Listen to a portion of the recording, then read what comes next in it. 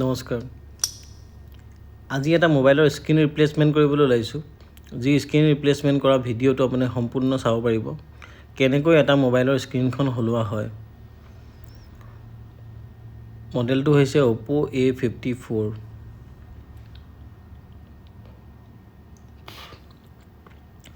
প্ৰথমতে আপুনি মোবাইলৰ বেকটো আপুনি অলপ লাহে লাহে সাৱধানতাৰে খুলিব।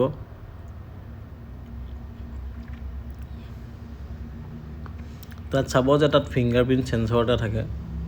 এই ফিংগাৰপ্ৰিণ্ট সেন্সৰটোৰ এটা ফ্লেক্স থাকে ছাইডত, যাতে সেইটো আপোনাৰ ছিঙি নাযায়, নহ'লে আপোনাৰ ফিংগাৰপ্ৰিণ্টটোৱে কাম নকৰিব।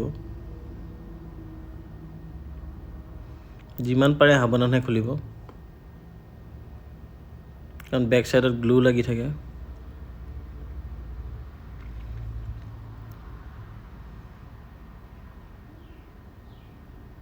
ভিডিঅ'টো মই একো ফাষ্ট ফৰৱাৰ্ড কৰা নাই, সম্পূৰ্ণ ভিডিঅ'টো আছে।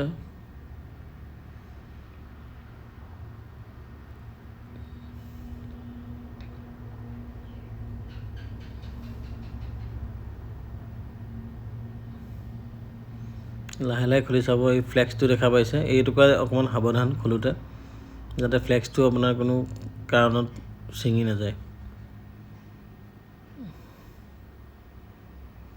স্ক্ৰুকেইটা খুলি ল'ব গোটেইকেইটা।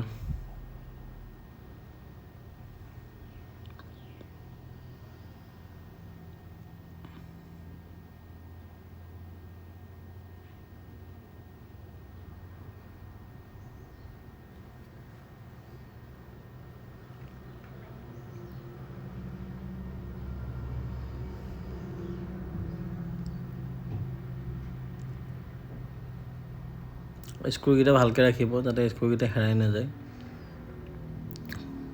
বহু মোবাইল খোলোতে এনেকুৱা হয় যে পাছত যেতিয়া খোলা হয় দেখা যায় তাত বহুত স্ক্ৰু নাথাকে, 2-3টা লাগি থাকে।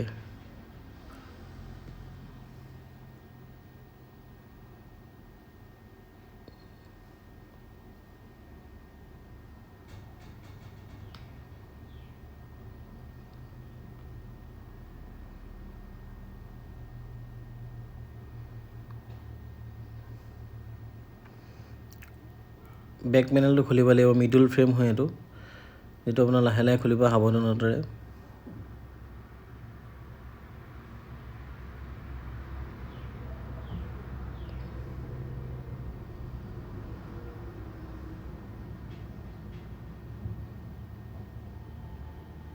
যিমান পাৰে লাহে লাহে কৰিব।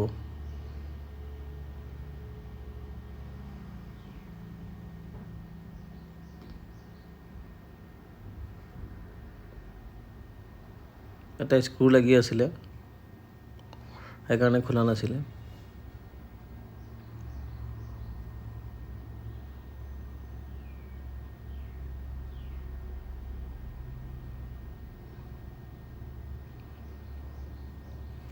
বেক পেনেলটো খোলোতে অকণমান ফিংগাৰপ্ৰিণ্টটো সাৱধানে খুলিব।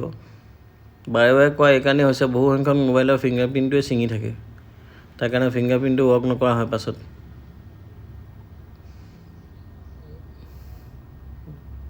চাব কি ধৰণে খোলা হৈছে ফিংগাৰ ফ্লেক্সটো, এইটো দেখিছে, এইটো খুলি ল'ব ক্লিপটো। বেটাৰীটো ৰিমুভ কৰিব লাগিব, এইটো LCD পাত্তাটো হয়।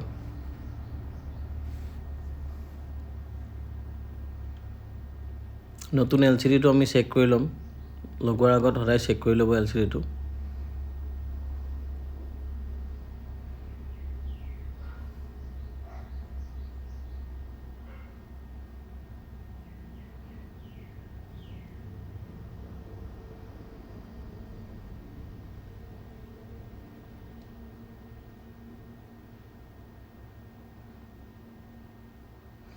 ডিছপ্লেখন যদি খোল নাখায় আপোনাৰ এনেকৈ, অলপ আপুনি মেচিনত দি অলপ গৰম কৰি ল'ব, গৰম কৰাৰ পাছত খোল খাব।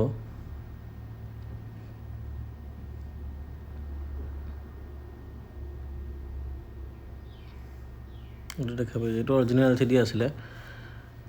এইটো LCD ওপৰত আপোনাৰ এইটো স্পীকাৰ জালি এখন থাকে, এই জালিখন আপুনি ৰিমুভ কৰি ল'ব। বহু সংখ্যক এই জালিখন পেলাই দিয়ে, নলগাই বহুত মোবাইলত।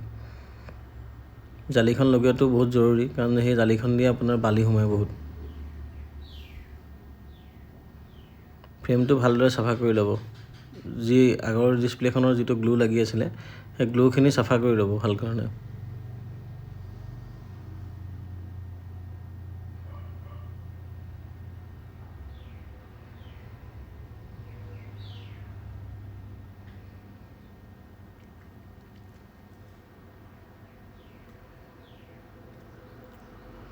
গ্লুটো যিমান ভালকৈ চাফা কৰিব সিমান ভালদৰে আপোনাৰ LCDখন ফিটিং হ'ব।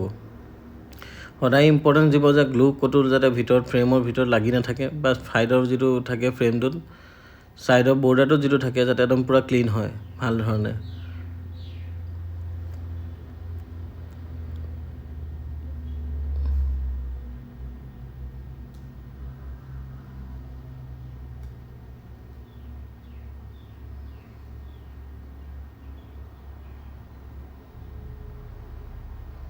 যিমান পাৰে ভালকৈ কৰিব।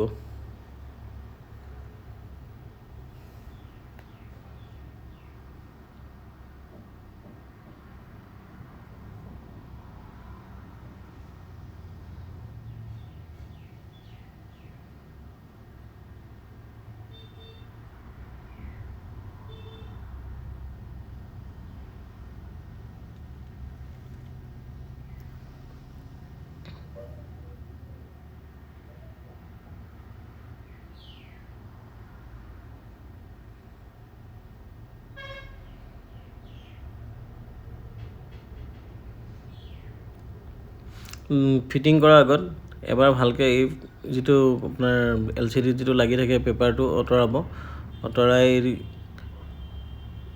চাব পেষ্টিংটো কেনেকৈ কৰিব লাগে LCDখনৰ। ইয়াৰ এই ষ্টিকাৰটো আঁতৰাই ল'ব, কাৰণ এইটো পেষ্টিং হয়। কাৰণ এই পেষ্টিংটো বৰ হাৰ্ড নথকাৰ কাৰণে আমি এক্সট্ৰা যিটো বোথ ছাইড টেপ আহে, বোথ ছাইড টেপ অকণমান কাটি লগোৱাটো ভাল, যাতে LCD ফ্লেক্সটো পাছলৈ খোল খাই নাহে।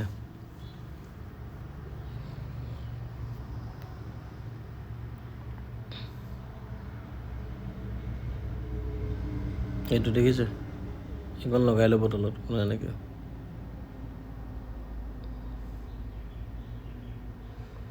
LCDটো তেতিয়া আপোনাৰ পেষ্টিংটো ভাল হয়, ফ্লেক্সটো অকণমান লাষ্টিং কৰে। যদি আপোনাৰ মোবাইলটো পৰিও যায় তেতিয়া ফ্লেক্সটো বাচি যায়, আৰু এই গোটেই মোবাইলটো LCDখনৰ ফ্লেক্সটোৰ ওপৰতে ডিপেণ্ড কৰে।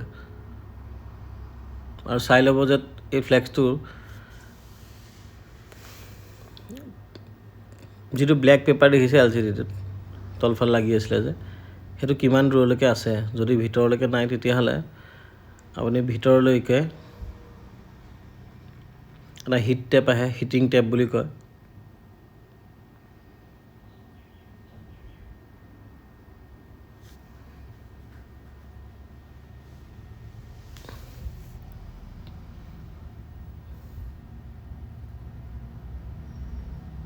এইটো দেখা পাইছে, এই টেপটো অলপ ভিতৰলৈকে সোমোৱাই আপুনি এই ধৰণে লগাই দিব, যাতে আপোনাৰ LCDখনৰ ভিতৰত গ্লু সোমাই নাযায় ফ্লেক্সটোত। এই ফ্লেক্সটোত গ্লু সোমাই যোৱাৰ কাৰণেই আপোনাৰ টাচটো অটো ৱৰ্কিং কৰে।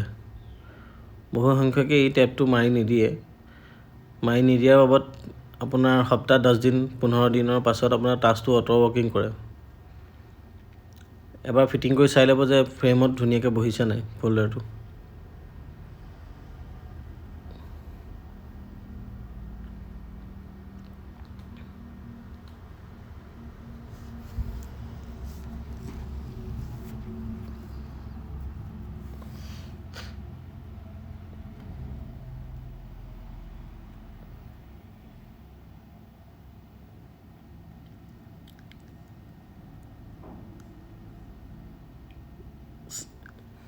এতিয়া গ্লু লগাই হৈছে, গ্লু লগাওঁতে এটা চাব যে চেঞ্চৰটোৰ ওচৰত যাতে গ্লু নালাগে, নহ'লে আপোনাৰ চেঞ্চৰে কাম কৰা বন্ধ কৰি দিব। যিমান পাৰে কমকৈ লগাব, খালি ভালকৈ লগাব, ক্লিনকৈ লগাব, যাতে ফ্ৰেমটোৰ তলত পৰি নাযায়। নহ'লে পাছত LCDখন কিবা কাৰণত আপোনাক খুলিবলগীয়া হ'লে বহু অসুবিধাৰ সৃষ্টি হয়।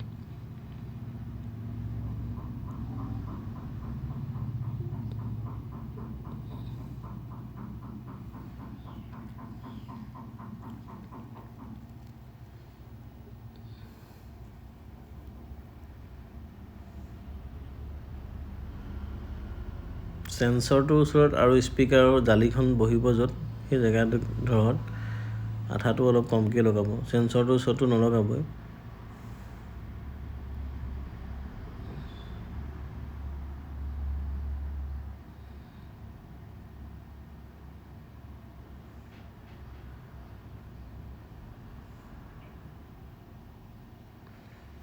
গ্লুটো লগোৱাৰ পাছত 2 মিনিটৰ কাৰণে অকণমান ৰখাই দিব, যাতে গ্লুটো অকণমান পেষ্টিংটো ভাল হ'বৰ কাৰণে অকণমান টাইম লাগে, সেইকাৰণে 2 মিনিট ৰখাই দিব। স্পীকাৰ জালিটো লগাব ভাল ধৰণে।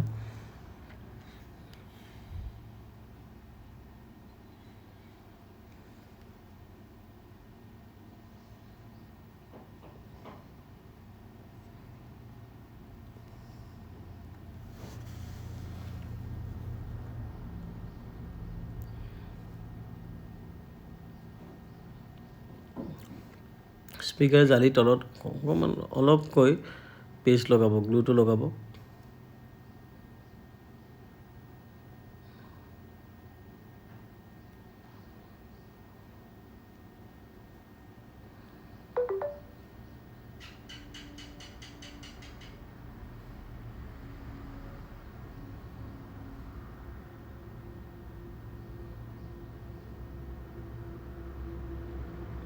চাব যিমান পাৰে একেবাৰতে ফিটিং কৰিবলৈ ভালকৈ, যাতে বেকা বেকি হৈ নাযায় আপোনাৰ। দেখা পাইছে একেবাৰতে ফিটিং হৈ গৈছে 4টা কৰ্নাৰ। চাই ল'ব ক'ৰবাত উঠি আছে নেকি।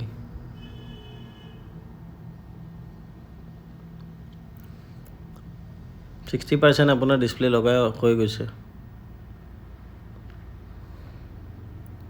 এই যিটো ফ্লেক্স লগোৱা হৈছে, চাব এইটো যিধৰণে অকণমান টানি দিয়া হৈছে সেইধৰণে সদায় টানি দিব, নহ'লে ফ্লেক্সটো কি হয় পাছত কিবা কাৰণত পৰিলে খোল খাই গুচি আহে। বেটেৰী দেখিছে, বেটেৰীৰ তলত যিটো পেপাৰ আছে সেইটো লগাই দিব।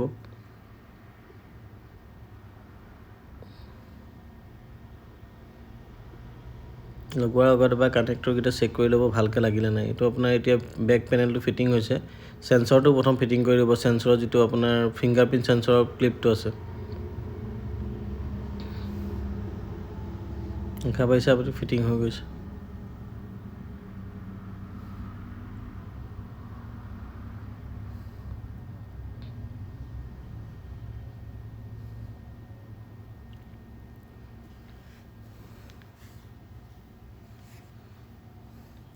স্ক্ৰুখিনি লগাই ল'ব সকলোখিনি।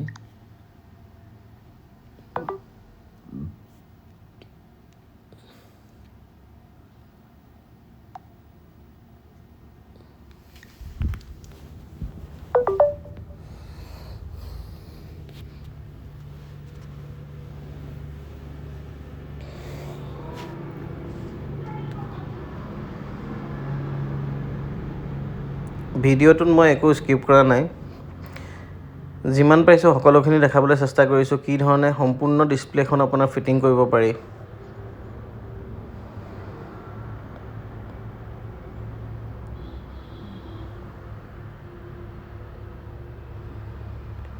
একো এডিট নাই কৰা, সম্পূৰ্ণ ভিডিঅ'টো আছে।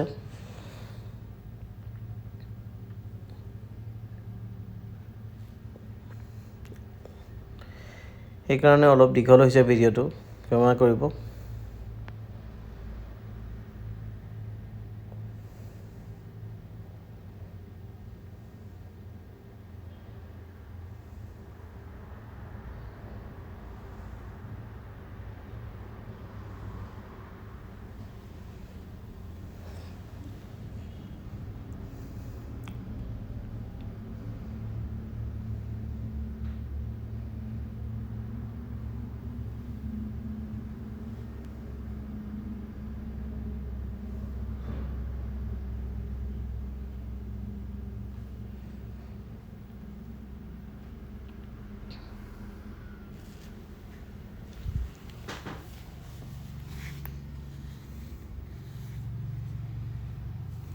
সকলোখিনি স্ক্ৰু লাগি গৈছে, চিমটিটো লগাই দিয়া হ'ল।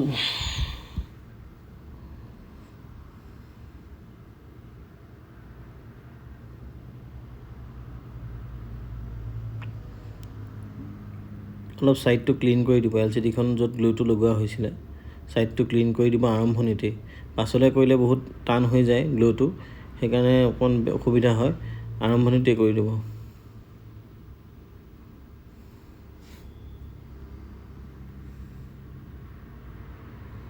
দেখিবলৈও ভাল হয় আৰু মোবাইলটো ফিনিচিং হয়।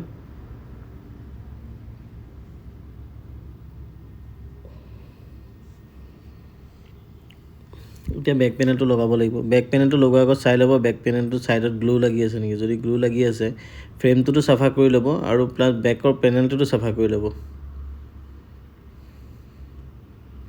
এই বেক পেনেলটোত বহুত পৰিমাণে কম আঠা লগাব, কাৰণ যিহেতু পাছত খুলিবৰ কাৰণে অসুবিধা হয় আৰু পেনেলটো আপোনাৰ বেয়া হোৱাৰ সম্ভাৱনা থাকে যদি বেছি অধিক গ্লু লগাই দিয়া হয়।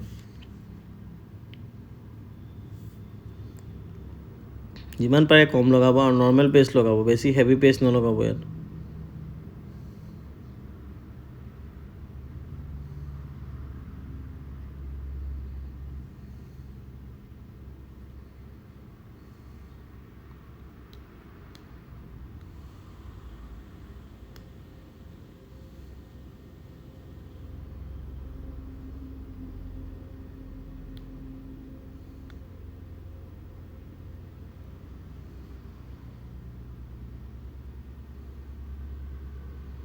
সম্পূৰ্ণ হৈ গৈছে। এবাৰ মোবাইলটো আপুনি অন কৰি চাব। আপুনি দেখিছে আহিছে অপো।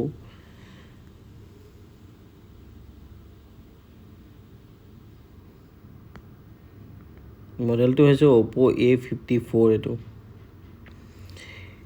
এইটোৱে নহয় আৰু বহু মোবাইলত আপুনি ডিছপ্লে লগাব পাৰিব।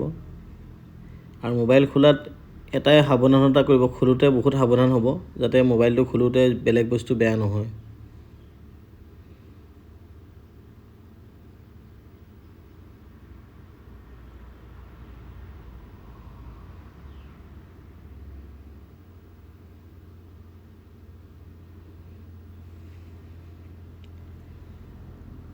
অন হওঁতে অকণ শ্ল' হয় অন।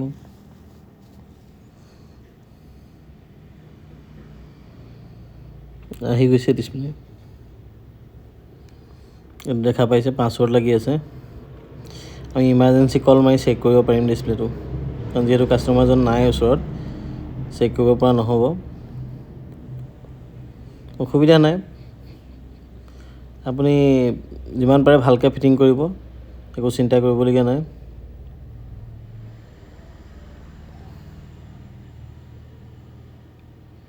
তাৰপিছত ৰাবাৰ লগাব।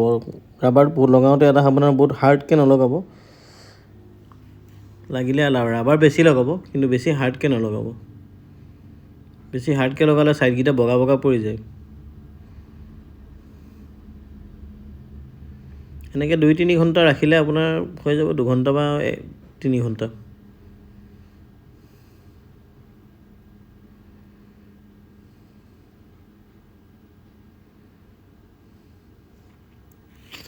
ঠিক আছে, ধন্যবাদ ভিডিঅ'টো চোৱাৰ কাৰণে।